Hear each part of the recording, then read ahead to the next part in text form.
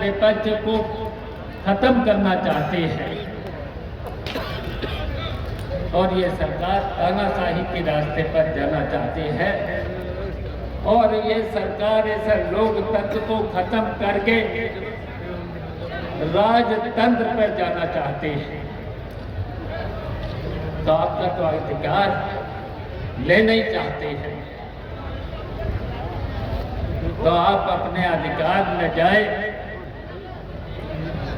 और ये लोकतंत्र बचा रहे और आपको ये वोट का अधिकार सत्ता बदलने का बना रहे। और इसलिए मैंने कहा कि जितने यहाँ पर बैठे लोग हैं ये कोई मामूली लोग नहीं हैं, ये समाजवादी पार्टी के जुझारू लोग हैं और ये समाजवादी पार्टी की जान भी है और ये समाजवादी पार्टी की शान भी है, ये हम लोग जानते हैं। लेकिन जब हम और यहाँ आदित्य आए, चुनाव प्रचार किया और चुनाव प्रचार करते करते दसौली से लेकर के बदायूं शहर से लेकर के सहसवाद तक कल तक हम लोगों ने सम्मेलन किया था और आज यहाँ पर जब किया वहाँ भी प्रस्ताव पास हुआ था और आज तो यहाँ के सम्मेलन ने नामहीन घोषित कर दिया है।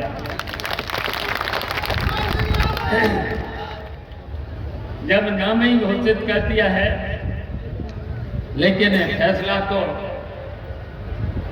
राष्ट्रीय नेतृत्व को लेना होता है। एक भारत तो राष्ट्रीय नेतृत्व ही देगा। तो जब 4 विधानसभा सम्मेलन में आदित्य का नाम रख दिया है तो मैं फिर अपना नाम आपके सामने वापस लेता हूं और हम इसलिए वापस लेता हूं कि आपको याद होगा जब अखिलेश यादव पहली बार सांसद जब कन्नौज से बने थे तो सबसे युवा सांसद बने थे, उनकी उम्र 26 साल की थी। और फिर जब धर्मेंद्र पहली बार सांसद मैनपुरी से बने तो ये 25 साल के थे और अखिलेश यादव तो जब मुख्यमंत्री बने तो शायद हिंदुस्तान में सबसे युवा तो हम तो युवाओं से भी कहना चाहते हैं कि युवाओं को आगे आना चाहिए और हम लोग तो बुजुर्ग की ओर चल दिए हैं, क्योंकि जब इन सीढ़ियों पर चढ़ते हैं तो नौजवानों का सहारा लेना पड़ता है। तो इसलिए हम कहना चाहते हैं ये सरकार डबल इंजन की सरकार बहुत जोर जोर से बोलते हैं। दिल्ली में सरकार और उत्तर प्रदेश में सरकार, तो ये डबल इंजन की सरकार हम पूछना चाहते हैं। जब नेताजी की सरकार बनी थी तो नेताजी पहले ही दिन उनकी कलम किसान, गरीब, नौजवानों से लेकर महिलाओं से लेकर के चलती है और सबसे पहले निर्णय लेते हैं किसानों के बाद पहले काम होना चाहिए, किसानों और गरीबों के काम पहले होना चाहिए। और क्या नेताजी ने किए?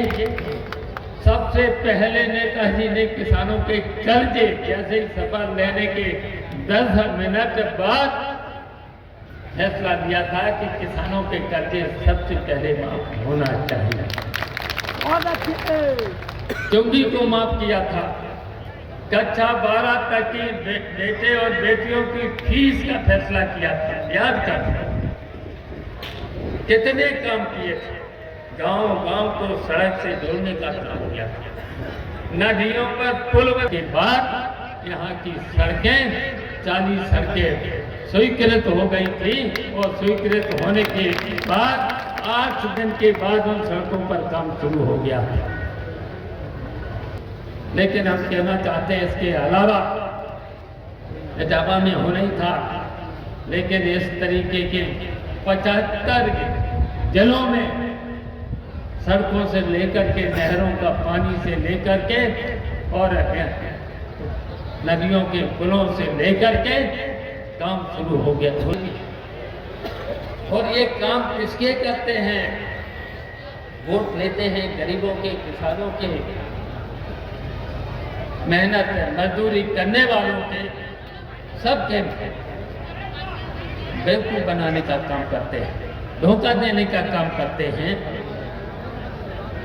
और यहीं तक हम बताना चाहते हैं, अब घोसी में 3 महीना 4 महीना पहले चुनाव हुआ था, वहां पर हमारा प्रत्याशी सुधाकर सिंह था।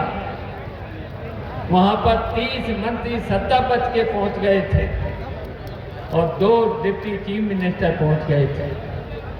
7 दिन पहले हमारे पास टेलीफोन आया सुधाकर सिंह का, आ जाओ यहाँ पर ये सत्ता पक्ष के लोग बेईमानी पर उतारू हैं, लोगों को हड़का रहे हैं, खासकर मुसलमानों को और यादव लोगों को हड़का रहे हैं। हम पहुंच गए, हम अपने साथियों के साथ पहुंच गए और जब हम अपने साथियों के पास पहुंचे तो वहाँ के आसपास के लोग गांव सब जा बैठे, गांव में बैठ गए जाते और उन्होंने बस एक ही का काम किया, घर घर वोट मांग लिया। गली जब यहाँ पर गुन्नौर का विधानसभा के वोट खुले तो 1 लाख की जीत कराना, बताओ 1 लाख की जीत कराओगे? 1 लाख की जीत होना चाहिए। अच्छा फिर हाथ उठाओ, दूसरी बात फिर नीचे कर लो। अच्छा अब तीसरी बार उठाओ। निर्वाचा हो गया है, अब निर्वाचा हो गया है। बस आज के बाद गांव-गांव, गली-गली, घर-घर वोट मांग लेना और सब लोगों को मना लेना।